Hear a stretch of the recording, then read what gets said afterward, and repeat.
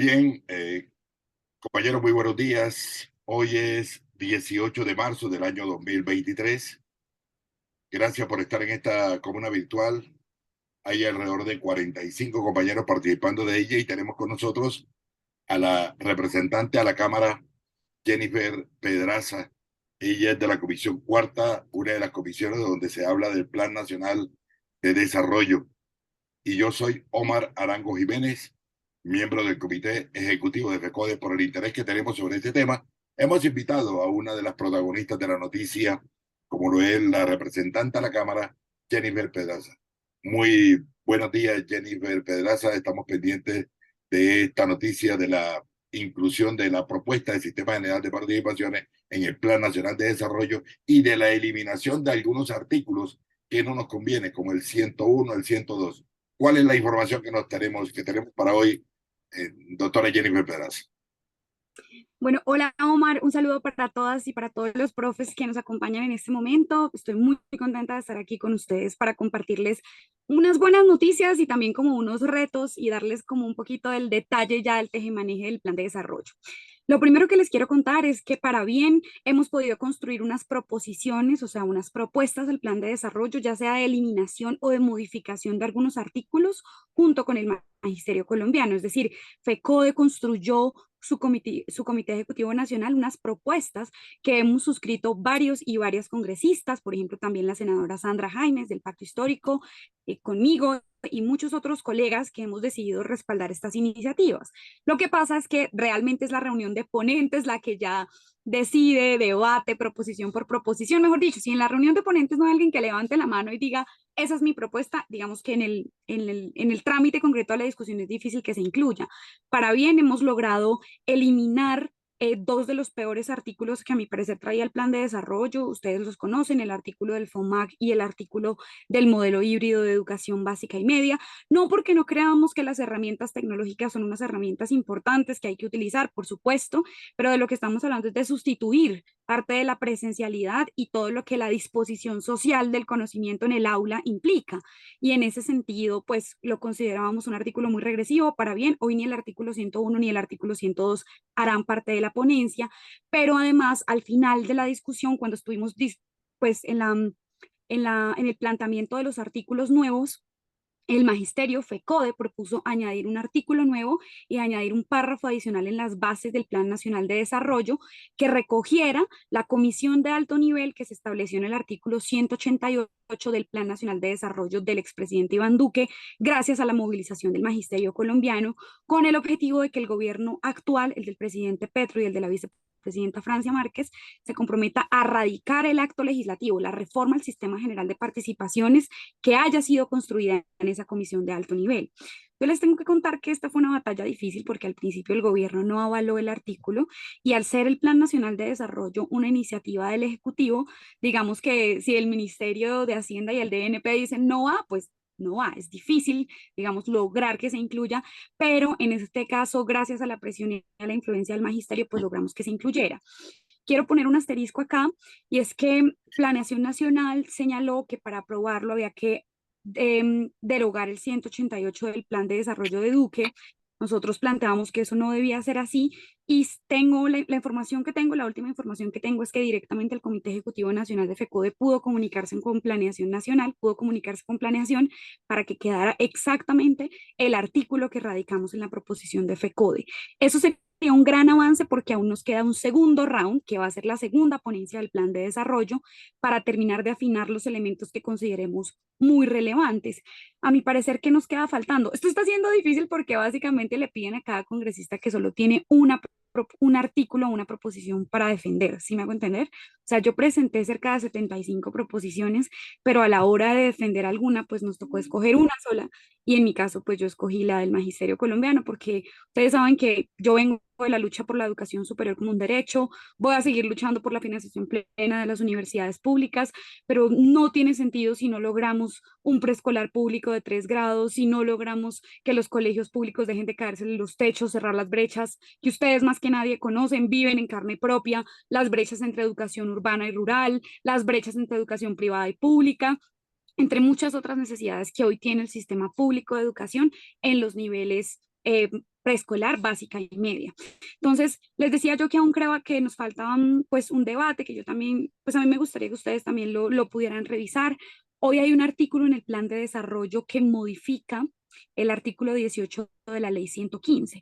Ese es el artículo que establece que que el gobierno tiene la labor de llevar educación de jardín y prejardín pública a todas las zonas rurales del país, pero ese artículo de la ley 115 condiciona ese avance a que se logre una cobertura del 80% en transición y en educación básica y media. El artículo del plan de desarrollo, digamos que lo que hace es decir, bueno, incluso aunque no se tenga esa cobertura, llevemos jardín y prejardín a las zonas rurales, lo cual uno dice, por supuesto que sí, pero ese artículo incluye una frase que a mi parecer puede ser venenosa, incluirla en la ley estatutaria, en la 115, que ustedes saben que ha sido fruto de su lucha, que es que lo someta a disponibilidad presupuestal. El gobierno tiene, digamos, que el derecho de incluir eso en sus programas particulares, pero a mí me parecería que incluir la disponibilidad presupuestal como un criterio en la ley estatutaria sería una modificación regresiva. Hoy estamos aún en esa discusión, como les digo, a mí me parece que de los vacíos más grandes que tiene el plan de desarrollo son los planteamientos en materia de educación. No sé si pueda responder en parte como al revolcón que está ocurriendo en este caso en el Ministerio de Educación, pero sí creo que la voz de los maestros y de las maestras es muy importante para que se le otorgue la prioridad que requiere este asunto. Bueno, doctora Jennifer Pedraza, entonces en blanco y negro, el artículo 101 que se refiere al modelo híbrido, ¿qué es lo que dice para hacer un poco lo que decía? Ya quedó retirado del todo del Plan Nacional de Desarrollo, todavía hay posibilidades de que lo revivan. Bueno, pues todo esto es, todavía hay posibilidades de que se modifique porque apenas es la primera ponencia, ¿no? Entonces, digamos, en la segunda ponencia, el gobierno podría decir, no, mejor dicho, para mí es fundamental el modelo híbrido e intentar revivirlo, pero por ahora no ha sido así. ¿Cómo era el De hecho, planteamiento? ¿Cómo era el planteamiento? ¿O cómo es? Porque lo que usted ha dicho está eliminado ujú, en primera ponencia, pero se puede revivir todavía en el debate. ¿Qué es lo que dice el, el artículo el 101? artículo lo que plantea es que el modelo híbrido será una de las herramientas para llevar la educación básica, media, sí, la educación básica y media a los lugares más apartados del país. Y en principio, digamos que uno diría, ¿por qué no utilizar estas herramientas? Y yo creo que hay que usarlas, efectivamente, pero yo por lo menos, no sé, voy a hablar aquí en mi experiencia como estudiante. Imagínense uno como estudiante universitaria que ver una clase virtual es absolutamente crítico, incluso en términos de concentración. Yo creo que en materia de educación básica y media, segundo, tercero, cuarto y todos esos niveles de educación en donde la atención, mantener la atención de los estudiantes, pues realmente es un aspecto crítico.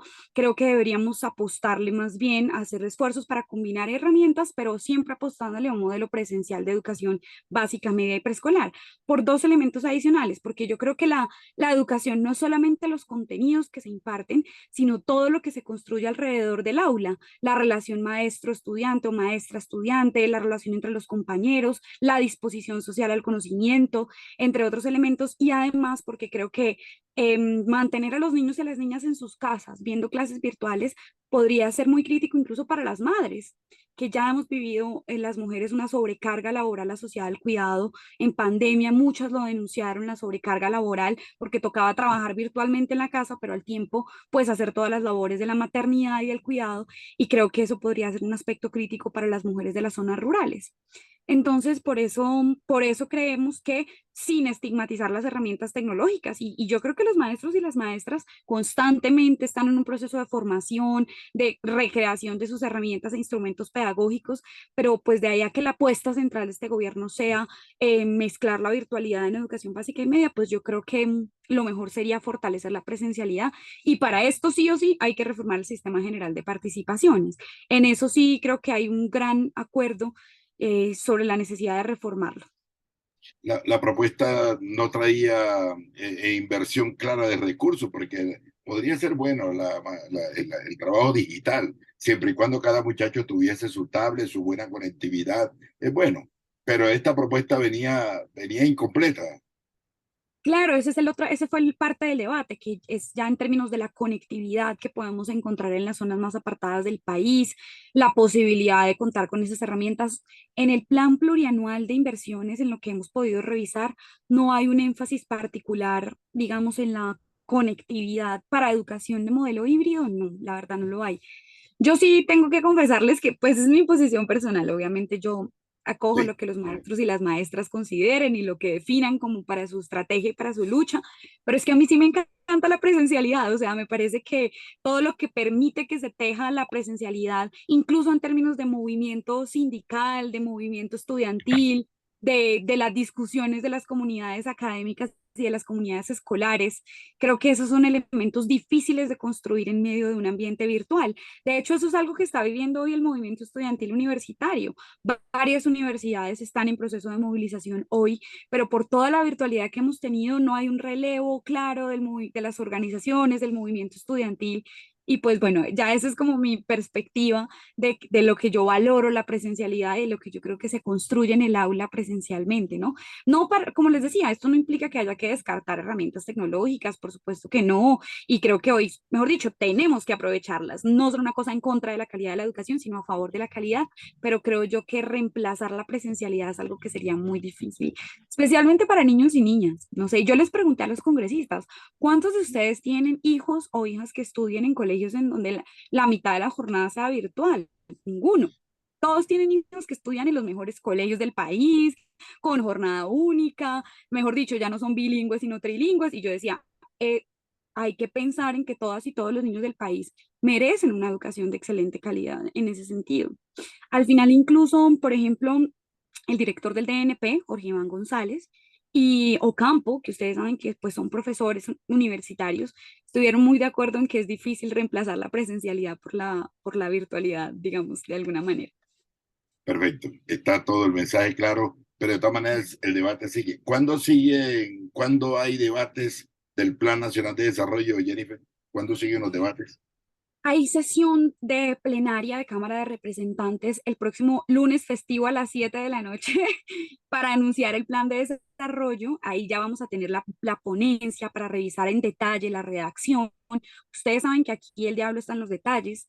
Y vamos a tener comisiones económicas conjuntas el martes en la mañana. Esas comisiones económicas conjuntas va a ser una reunión, digamos, de las plenarias de las dos comisiones, en donde algunas propuestas que no se acogieron se dejaron como constancias para revivirlas en esa discusión de plenaria de las comisiones económicas y posteriormente en la discusión de plenaria de la Cámara de Representantes. Entonces ahí es un espacio también importante para ver qué promueve y qué podemos blindar en este sentido de la agenda del magisterio. Perfecto. Posteriormente volveríamos a hacer reuniones de ponentes para construir la segunda ponencia, que ya es el segundo round, el round final del plan de desarrollo. Entonces, la idea sería aprobar el plan de desarrollo en mayo, así que tenemos de aquí a mayo, digamos, para lo que ustedes consideren como prioritario. Yo consideré que la reforma del SGP es lo más, quizá lo más importante, no porque no haya otros asuntos. Yo sé que hay muchos otros temas que el magisterio viene trabajando, solo que creo que para contar con los recursos para resolver como queremos todo el resto de debates, urge descongelar el SGP y que se pueda hacer un plan para saldar ese déficit estimado en 130 billones, 200 billones, dependiendo de la fuente, que ustedes saben más que yo las necesidades tan urgentes que se tienen. Ese es el objetivo central de esa reforma. Me recuerda el déficit total en educación, ¿cuánto? En educación básica y media, la revisión que nosotros hicimos y en la justificación de la proposición que hizo FECODE se estima en 130 billones desde el 2002 hasta actualmente, por las reformas que ustedes saben que el gobierno de Uribe hizo en el 2002 y en el 2007 al Sistema General de Participaciones, que terminaron congelando el recaudo y frente a las necesidades crecientes en materia de educación básica y media, y eso que ustedes saben que han precarizado las condiciones de los maestros y de las maestras, pues asciende a 130 billones. Cada año, bueno, yo le mandé también a algunos compañeros del Comité Ejecutivo de FECODE un artículo del plan de desarrollo que lo que hace es como prohibir que la plata del SGP se gaste en muchas otras cosas que no son sus objetivos. Y uno dice en principio, de acuerdo, pero hay un numeral abajo en ese artículo, les debo el número, ahorita se los paso, en el que prohíben que se gaste en necesidades de nómina de vigencias anteriores. Ustedes saben que Cada año en octubre siempre están los maestros y las maestras diciendo, nos faltan tantos billones de pesos para terminar el año, necesitamos tanta plata para pagar la nómina a final de año. Así que yo le estoy planteando al DNP que miremos cómo excluir esa prohibición, digamos, y que el SGP se pueda seguir pagando las necesidades de nómina de la vigencia anterior. Igual, mientras hacemos la reforma a través de la cual esperamos que no se tenga que causar un faltante cada año al final de año. ¿Qué más recursos hay para educación? Ya antes de hablar del SGP, ¿hay previsto algunos recursos para cerrar algunas brechas? Por ejemplo, infraestructura, jornada única, relaciones técnicas, la conectividad. ¿Hay algunos artículos que abran la posibilidad, distinto a este que la cierra, abran la posibilidad de recursos para cerrar esta brecha, Jennifer? Artículos de presupuesto como tal, no. Tenemos que revisar en el plan plurianual de inversiones. Lo que pasa es que el plan plurianual se ha venido como especificando mucho porque hasta ahora estaba en términos muy generales, pero pues el rubro más grande, que es el de la potencia mundial de la vida, en donde se priorizan derechos, hay un énfasis importante en infraestructura, pero creo que es en infraestructura de educación superior. Les debo ese detalle, pero creo que el énfasis que hay hasta ahora es en infraestructura, lo cual es muy necesario también, obviamente lo sabemos, para los colegios. Eh, de hecho, también nosotros presentamos una proposición para modificar y actualizar las relaciones técnicas, porque ustedes saben que en muchos lugares están diciendo que sobran maestros, dizque porque la demanda de educación está disminuyendo. En muchos casos los maestros y las maestras han denunciado que esto no es lo que está pasando, pero aunque fuera así, aunque ya no tuviéramos salones de 35, de 32, creo que es la relación técnica urbana, sino de 25, ¿cuál es el problema? O sea, esto permitiría una relación mucho más personal entre los maestros y las maestras y sus estudiantes y nos ayudaría de manera muy importante a mejorar la calidad de la educación básica y media y la sobrecarga laboral de los maestros y de las maestras. Sin embargo, cuando presentamos este artículo nos dijeron no lo podemos aprobar porque esto implica modificación al sistema general de participaciones. Entonces yo dije, bueno, entonces hablemos de la modificación al sistema general de participaciones precisamente para que de allí devenga esta discusión. A mí lo que me han dicho es que ya hay un avance importante en la comisión de alto nivel en lo que corresponde al cálculo de la canasta básica, de la canasta escolar, perdón, de la canasta escolar como un acuerdo mínimo para empezar a ver las necesidades alrededor de la reforma del SGP. Pero ya digamos del detalle de la discusión de la comisión de alto nivel, no lo tengo, la verdad. Muy bien. Artículo 102. ¿Qué pasa con el artículo 102? El artículo 102 es el artículo del cambio en la administración del FOMAC, del Fondo del Magisterio. La verdad, por argumentos de diferentes orillas políticas, no se aprobó este artículo. Increíblemente, pues congresistas de partidos tradicionales consideraron que esa modificación era como ilegal por el origen de los recursos que componen el fondo. Sin embargo, pues yo lo que suscribí fue la posición del magisterio, que ha sido una posición de oponerse a este artículo. Consideran que pues no ha sido concertado y en esa medida pues no lo apoyaron. Y yo suscribí todas las proposiciones que presentó FECODE, excepto esa que les cuento de lo de la educación preescolar. Podríamos decir que en primera, ¿cómo se llama? En primer debate, en primera ponencia, ya no va el 102 tampoco. Ya no el 102 ni el 100, o sea, yo creo que hay un balance muy positivo porque hemos logrado bajar dos artículos, uno el del modelo híbrido, dos el del FOMAC, y también logramos incluir la reforma concertada a través de la Comisión de Alto Nivel al Sistema General de Participaciones. Ya digamos, si nos quieren meter algún gol en esa redacción, pues igual tenemos la segunda ponencia para discutirla, para afinarla, pero por ahora lo que me compartieron los compañeros del Comité Ejecutivo Nacional de FECODE es que ellos habían tenido una conversación directamente con el DNP para que se incluyera concretamente la redacción que hicimos juntos y juntas y que presentó el magisterio. Entonces, es un balance positivo, muy positivo, y podemos seguir avanzando en lo que el magisterio considere que es importante incluir. En educación superior también todavía nos faltan cosas por incluir, como la reforma a la ley 30, que es la ley de educación superior para garantizar el presupuesto para las universidades públicas, y ojalá podamos avanzar en una reforma a otros aspectos de la ley 30 como democracia universitaria. Esos son elementos que en materia de educación aún nos hace falta incluir en el plan de desarrollo, pero pues tenemos un segundo round, mejor dicho, vamos a mitad de camino y creo que vamos bien. Pero Jennifer, este texto es posible conocerle al público, la propuesta radicada ya en primera ponencia del Sistema General de Participaciones. ¿Me lo puede compartir para El lunes a las 7 de la noche, con mucho gusto. Yo se los comparto porque todavía, o sea, es que estas discusiones son, mejor dicho, con un Excel, una matriz, modificación por modificación, artículo por artículo. Entonces, al final, el documento consolidado nos toca esperar a que el DNP lo comparta y lo envíen a, y digamos, se radique al Congreso? Por ahora no tenemos el documento consolidado oficial final de la primera ponencia, pero lo vamos a tener pero el sí lunes. podemos afirmar que en esta legislatura va la discusión sobre el proyecto de acto legislativo que reforma los artículos 356 y 357 de la Constitución Política. Va. ¿En esta legislatura o en el plan de desarrollo? En el En el plan de plan de desarrollo, en desarrollo, el Plan Nacional de o Desarrollo, sea, se va a incluir el artículo que sí, modifique los artículos 356 y 357. por ahora sí. Eso fue una victoria del magisterio y creo que en un trabajo coordinado con varios congresistas, varias congresistas, hemos logrado que se incluya eso en el plan de desarrollo. Lo que queremos es que quede la redacción, digamos, que nos represente completamente, pero pues vamos súper bien en ese camino. Se ha incluido en la primera ponencia y lo más importante pues es que haya voluntad política del gobierno para radicarla pronto.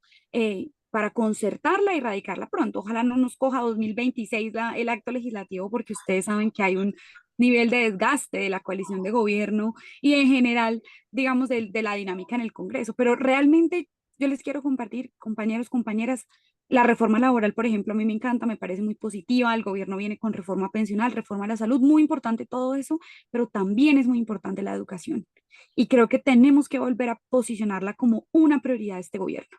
Mira, Es una prioridad y debe ser una prioridad de este gobierno porque realmente con cambios en la educación como derecho fundamental podemos conseguir transformaciones culturales muy importantes en términos de democracia y que sean cambios de largo plazo. Entonces, eso me parece clave y además porque, compañeros, compañeras, el magisterio colombiano es de los principales apoyos y respaldos más incondicionales que ha encontrado este gobierno. Y en ese sentido, pues digamos, creo que lo mínimo es darle una prioridad importante a esta agenda del magisterio colombiano, que al final no es solo de maestros y maestras, sino de los niños, de las niñas y de la posibilidad de que la cuna en la que nacemos no determine nuestro futuro. O sea, el hecho de que en Colombia no exista educación preescolar pública de 3 grados garantizada en todos los lugares, es ahí, ustedes lo saben más que yo, cuando la formación de nuestras herramientas cognitivas es muy importante, muy determinante, y hacia allá tenemos que avanzar. el gran debate para hablar de ya volviendo al tema del SGP, y es el Ujú. valor de la canasta educativa. En la Comisión de Alto Nivel se viene hablando de la canasta educativa. ¿Qué constituye la canasta educativa? Y tratando de hacer el costeo de cada uno de los componentes de la canasta educativa. En la propuesta que ustedes vienen discutiendo para que se inserte en el Plan Nacional de Desarrollo, plantean algo sobre el origen de los recursos, de dónde van a salir los recursos para potenciar el sistema general y cuáles serían más o menos los montos, los porcentajes. No, aquí esta proposición lo que plantea es básicamente como revivir el acuerdo que estaba en el plan de Duque, en el plan de Petro. Entonces, lo que se dice es, la Comisión de Alto Nivel establecida en el artículo 188 del plan de Duque presentará, el gobierno se compromete a presentar un acto legislativo para reformar el sistema general de participaciones fruto de la discusión y la concertación en la Comisión de Alto Nivel establecida en el artículo 188. Ya el detalle de la reforma no tenemos hoy, digamos, una redacción en el plan de desarrollo porque aquí sí hemos tenido una oposición muy, muy tajante del Ministerio de Hacienda a cualquier artículo que tenga impacto fiscal. Entonces, pues evidentemente una reforma al sistema, ¿cuál reforma va a ser al sistema general de participaciones? La fórmula como tal sí tendría impactos fiscales y es muy importante. O sea, ustedes saben que el gasto en educación no es un gasto, es una inversión. Si los impuestos de los colombianos y las colombianas no se gastan en educación, entonces ¿en qué se gastan? Pero eso ya hará parte de la discusión política cuando la Comisión de Alto Nivel presente la reforma al Sistema General de Participaciones al Congreso de la República, en donde pues va a ser muy importante qué posición asume el gobierno, ojalá la respalde, la acompañe y la defienda en el Congreso de la República. Bueno, Pero no, o sea, la respuesta es no, hoy no tenemos, o sea, digamos, yo por ejemplo no estoy enterada en detalle de la discusión concreta de la Comisión de Alto Nivel, sería obviamente si el magisterio hace un foro o un live para que nos enteremos, con muchísimo gusto ahí estaremos, porque al final esa es la discusión concreta, qué hace parte de la canasta educativa, los maestros y las maestras, qué condiciones de infraestructura, cuáles relaciones técnicas, o sea, esa discusión va a ser muy importante para ver cuál es la reforma al sistema general de participaciones que se radica. Ojalá podamos lograr que se radique, así sea a finales de este año, de manera que pues tengamos un espacio importante en la siguiente legislatura, porque esta legislatura se acaba ahorita en junio, ojalá se radique en la siguiente legislatura para que se tramite al Congreso.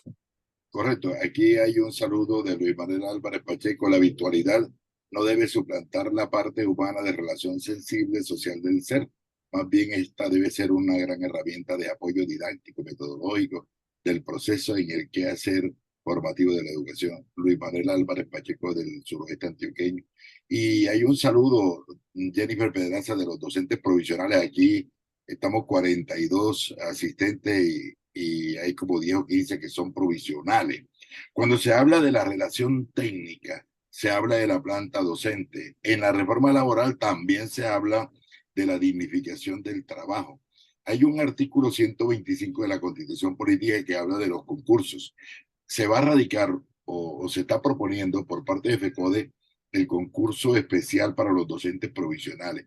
¿Qué ha escuchado usted allá sobre los maestros provisionales que no han podido ganar el concurso? ¿Qué se va a hacer, Jennifer? Bueno, yo creo que la propuesta de FECODE es muy interesante. Por ahora en el Congreso, es que compañeros, compañeras, yo siento que la discusión, no solo siento, yo veo que la discusión de educación no está como prioritaria en el Congreso. Todo el mundo está hablando hoy de la reforma pensional, de la reforma a la salud, que por supuesto son muy importantes, pero si nosotros no empezamos o si no se posiciona el tema de educación con una prioridad importante. Vean, es tan vacío en el PND que fue un consenso de toda la comisión que la segunda ponencia del PND va a tener que hacer énfasis en educación. Lamentablemente no hemos contado con el acompañamiento de la ministra desde que hubo el cambio en el ministerio. Y eso pues ha sido muy crítico porque no tenemos una información detallada de cuáles van a ser las prioridades del ministerio. Ustedes saben que renunció también el viceministro de Educación Básica y Media, Bayona. Yo personalmente tengo mil diferencias políticas, obvio, con él y con Gaviria. Sin embargo, sí necesitamos que la actual ministra, la doctora Aurora Vergara, y su nuevo equipo de trabajo, pues hagan una presencia más constante en el Congreso de la República y, por supuesto, el magisterio. O sea, somos muchos y muchas las congresistas nuevas en este Congreso y nuevos que queremos acompañar las causas del magisterio, que sabemos la crítica situación en la que está la educación básica y media, pero por ahora el debate no se ha puesto tan concreto. Lo que más ha hablado ha sido una solicitud que sí les quiero contar, que ha hecho Bogotá y varias secretarías de educación, Bogotá, Cali, Medellín, creo que les debo cuáles ciudades, pero principalmente Bogotá, en términos de esas relaciones técnicas de la planta del magisterio, diciendo no nos quiten los maestros porque nosotros queremos mejorar la relación estudiantes-docentes, pero pues nos quitan la planta si les decimos que tenemos salones más pequeños. O sea, esto está creando un incentivo perverso y es a que las ciudades no tiendan a disminuir la relación estudiantes-profesores porque entonces les van a quitar los maestros y las maestras. Y por supuesto las condiciones críticas de los profes provisionales.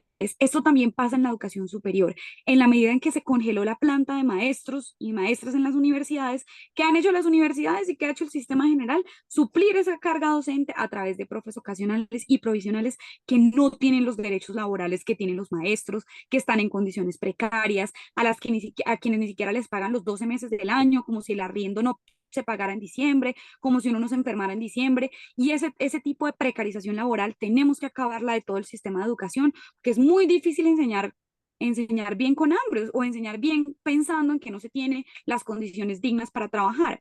Tenemos que pensar cómo incluir esa ponderación a la hora de las nuevas plazas, de concursar las nuevas plazas. Yo tendría que detallar en cuál es la propuesta de concurso especial. Yo les cuento que en educación superior lo que hemos propuesto es promover, porque también es difícil en el marco de la autonomía universitaria, promover un puntaje diferencial para los profes y las profes ocasionales, en donde se pondere la experiencia que ellos y ellas tienen ya dictando esas clases. O sea, son profes que lo han hecho toda su vida y que por la precarización del sistema no se han podido formalizar. Pero pues en eso ustedes saben que yo acompañaría completamente lo que el magisterio establezca como prioritario. Pero yo sí sé que entiendo eso, sé que es el eslabón más precarizado de la cadena de la formación. Entonces, pues eso hay que modificarlo y eso parte por la reforma al SGP, sin duda alguna. Bueno, saludo a Elsie de voz y a todos los amigos que tienen organizaciones de movimientos de docentes provisionales de Colombia. Ellos tienen una gran lucha y esperan de su apoyo y de todos los congresistas amigos para de pronto hacer alguna norma. ¿Qué tal que algún día hubiese una modificación de ese artículo 125 y posibilitara, bueno, sin demeritar el concurso, el ingreso de estos docentes que llevan, oiga, 10, 15, 5 años, 3 años, 2 años, llevan un año para todos hacerle un concurso especial? Oye, Jennifer, con la venia suya, usted me regala unos 5 minuticos para cerrar de la siguiente manera, porque sé que va de viaje, se paró en la carretera y ya los sobrinitos, los hermanitos, osos, todos le están, los Ustedes hijos. saben que toca hacer puntos familiares porque también Claro, esta claro. semana Jennifer, pero toca. breve, breve, breve. Bueno, la noticia de la semana, la erradicación de la reforma laboral. Ya. Ujú. En blanco y negro, ¿qué le ve Jennifer Pedraza de positivo a la reforma laboral que se va a tramitar en el Congreso de la República? Reforma laboral. A mí me parece que es un descaro quienes están planteando que la reforma laboral es lo peor que le ha podido pasar al país, porque aquí sencillamente estamos hablando de recuperar derechos laborales que en la ley 789 le quitaron a los trabajadores y a las trabajadoras. O sea, un aspecto absolutamente básico. Colombia es el único país en el que no anochece a las 6 de la tarde porque no pagan horas nocturnas desde las 6 de la tarde. La precarización laboral y el mito que nos vendieron de que si precarizábamos y disminuíamos el salario y las condiciones laborales de los trabajadores y de las trabajadoras, aquí vamos a tener pleno empleo. Ya más de 30 años después podemos decir que no ocurrió. Y en ese sentido, yo acompaño en términos generales la propuesta de la reforma laboral. Me parece que es un asunto muy importante. Me parece además que se ha concertado por parte de la ministra Gloria Inés Ramírez. Se ha concertado a más no poder con Raimundo y todo el mundo se ha sentado para que esta reforma pueda tener el visto bueno. Yo solo añadiría un elemento. No sé ustedes también qué opinen, profes, sobre el tema de las pequeñas y microempresas y medianas empresas. Em, Porque a este sector también le han dicho que no, que el motivo por el que las MIPIMES no avanzan es por los costos laborales, pero yo creo que el gobierno podría, de cara a que esta reforma laboral se apruebe y pueda salir adelante, podría también intervenir en otras variables de los costos altos que hoy tienen las MIPIMES. Por ejemplo, Colombia es el tercer país de América Latina con el kilovatio hora más costoso. Colombia, ustedes saben que la tasa de interés hoy está excesivamente alta. ¿Cuál empresario, cuál empresaria puede endeudarse para mejorar las condiciones de su empresa con esta tasa de interés tan alta? Los peajes, o sea, un montón de otras variables que seguramente estos pequeños, medianos y microempresarios y empresarias pues podrían valorar de cara a que sus utilidades no se respalden o no estén sustentadas en unas relaciones precarias laborales que hacen que trabajadores y trabajadoras ya ni siquiera puedan demandar y comprar y estimular la economía colombiana.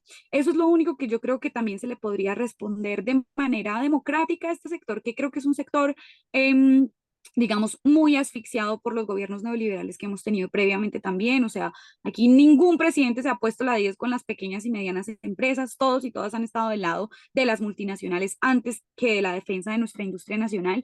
Y eso es algo que yo sugeriría para la discusión y para el debate y que también, por supuesto, voy a plantear en el Congreso, porque hay que recuperar estos derechos laborales y estas garantías laborales tan básicas.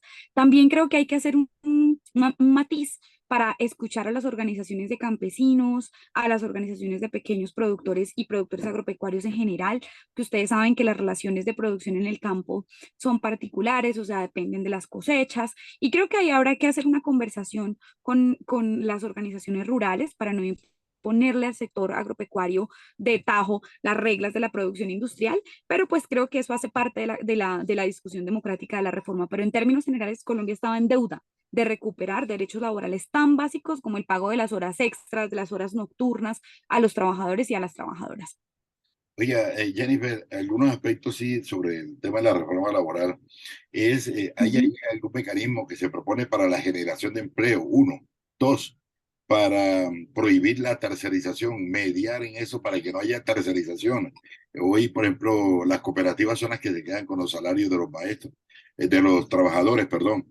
Lo otro, el cumplimiento por parte del gobierno de los convenios de la OIT, de cómo garantizar un Ujú. trabajo decente, trabajo digno.